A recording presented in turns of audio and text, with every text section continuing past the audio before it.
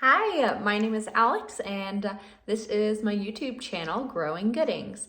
And today I am going to talk to you all about decluttering and minimalism and how to deal with those sentimental items.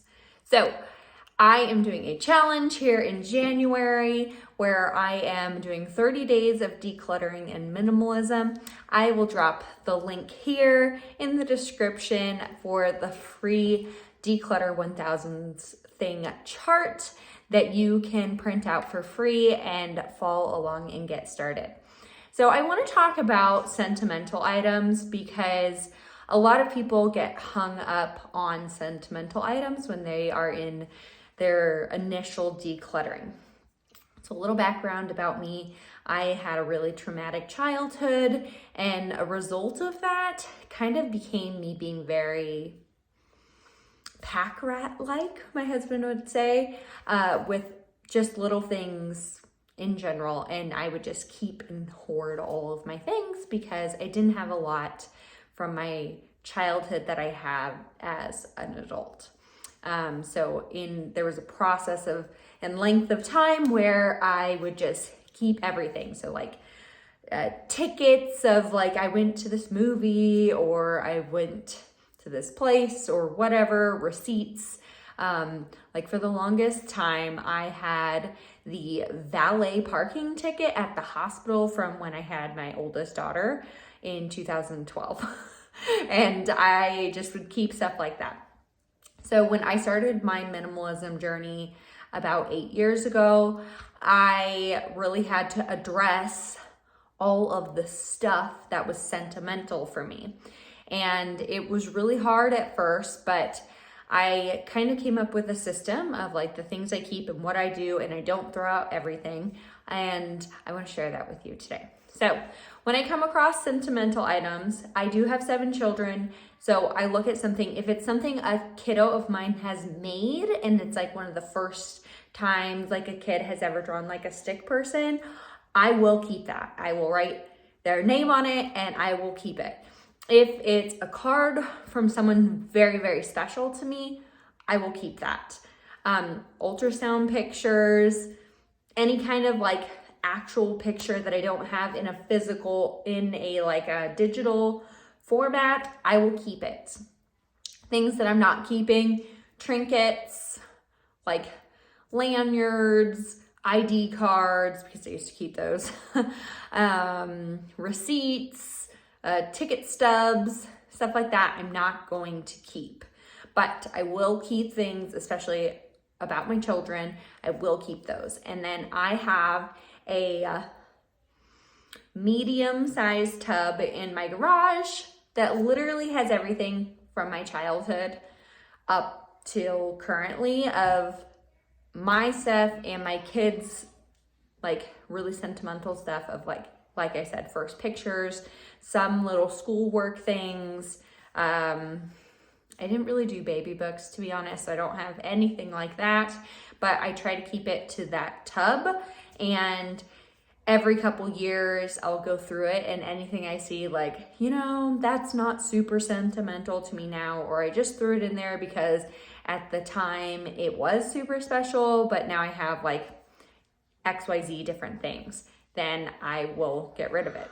But what I have found is I really need to limit myself to a standard size tub in order to not hoard and be a pack rat of all the things, because I can make anything sentimental, which is kind of a good thing, but also not a good thing. And so for minimalism, I have to be very picky and choosy and intentional about what goes in the box. And so I make sure to do that. This week, it's January 7th right now, and yesterday or the day before, I went through my nightstand, which I had not gone through my nightstand in like the last 2.5, 3 years.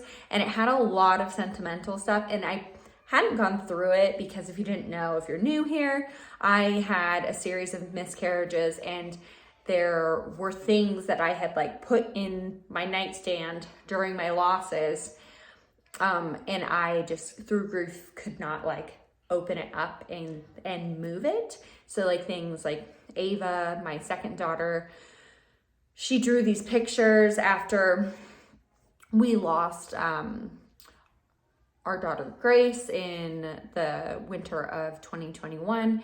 And those just, one, they break my heart, but two, I just wasn't ready to remove it from that spot. And so I had those in there.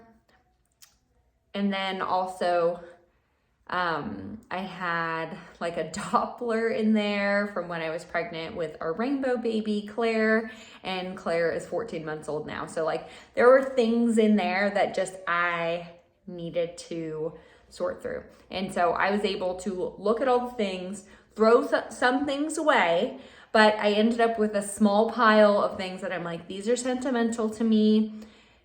I'm keeping these, and I went and put them in my tub for all of those things. So that is what I do for those sentimental items. I will also give you a little more backstory on sentimental things. So when I met my husband, I had two large tubs of like journals, stuff from when I was in treatment centers from my eating disorder, just a lot of like really heavy stuff from trauma of my growing up that were in these bins. And with him, I was able to go through this bin, both bins, and then let go of it, and I was able to throw it away. And this was a really big deal. It was really healing for me to not live in that and not keep taking these bins from place to place that I was living, and instead sharing it with my spouse and then letting go and throwing it away.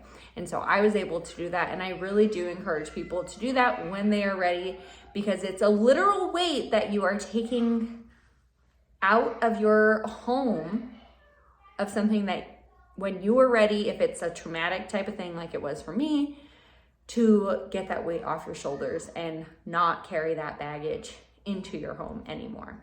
So those are my tips on how I deal with sentimental things when I am decluttering. I would love to have you over on Instagram. You can follow my stories every single day on the decluttering and minimalism journey for 30 days. It's very fun, very exciting. I'd also love to have you here as you are watching here on YouTube, and go ahead and subscribe. All right, that's all. Bye, guys.